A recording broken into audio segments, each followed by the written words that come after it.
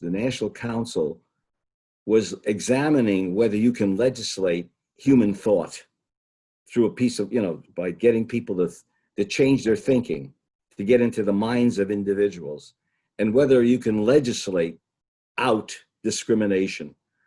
And if we finally decided that that may not be possible, you can certainly have laws, civil rights laws that say you cannot discriminate, you can't do this, you can't do that.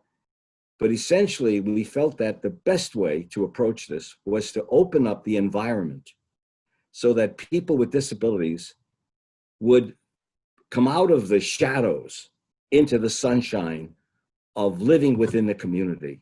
And so we wanted to have all stores and doctors' offices and all kinds of banks and schools accessible to people with disabilities.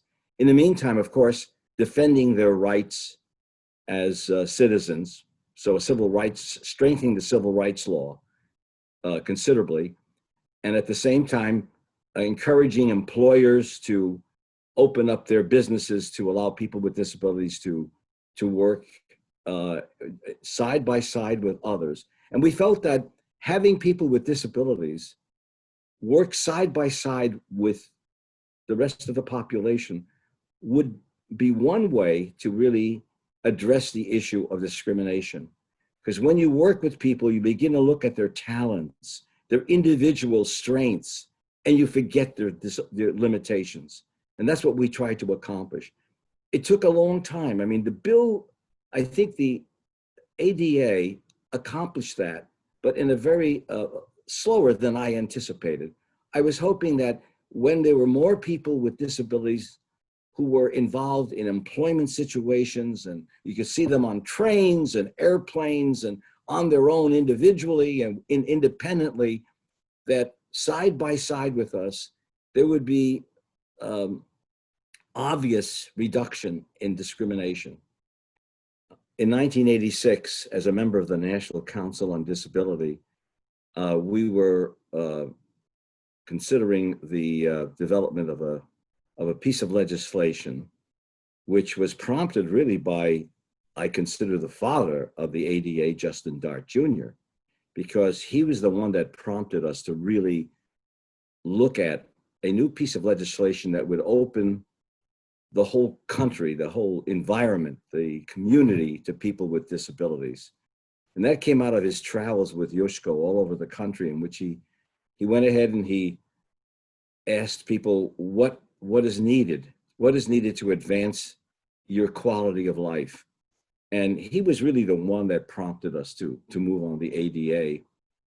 Well, there were a few of us on the council who did a lot of writing, and I was one of them. I was an author. And Lex Frieden was another person. Marion Coons was another individual. We also had Bob Bergdorf working for us at the time, an attorney who understood the law quite well. And we fed information for the first draft of the first version of the ADA to Bob. I handled the telecommunications section because of my background in speech pathology and audiology, very interested in the communication of people who are deaf and with other communication disorders. And I helped play a role in developing the transportation section of the original first version. And I actually spent time with the Senate arguing with them about when are we going to be able to truly accommodate or make accessible trains and airplanes and buses. And that led to the first draft of the ADA.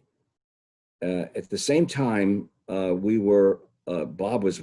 Bergdorf played a major role in taking our information and composing it in such a way that it became a piece of legislation that could be provided to Congress for consideration. So that was my major role at that time. When the draft ADA, the first version, was developed by the council, really written very well by Bob Bergdorf, and it went to the Congress in 1988. it was considerably improved by Senator Harkin, Bobby Silverstein, the disability community. They pitched in, they expanded the bill, and we felt it was a much better version. I was so happy with how it was proceeding through the Congress. There were some, challenges that we faced. At one point in time, I was aware of the challenge of some of the businessmen who were concerned about being sued on certain issues. We also had some other hiccups when it went up to the Hill, and some people were trying to blame President H.W. Bush for not being more forceful in getting it through, the White House. He was really a great asset.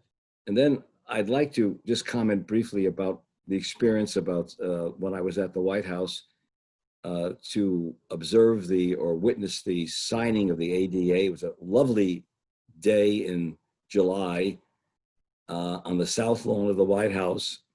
And there were 3,000 people there, of friends who we have worked with over the years. And I was sitting quite close to the signatories near the front, because I was a member of the National Council and fortunately had good seats. And I sat behind Ted Kennedy at one point and Bob Dole at another. It was really a great experience, meeting with people, having photographs taken with them. It was a festive, joyous time. And it really gave us a tremendous hope that things are going to be better, that people with disabilities will be perceived as individuals with strengths and talents and potential for great contribution to our society, and not have us look upon them with limitations. My dream has always been that the term disability will become obsolete, that we don't categorize people by their limitations, but by their strengths. And I hope that will be a day maybe not in my lifetime, but in the near future.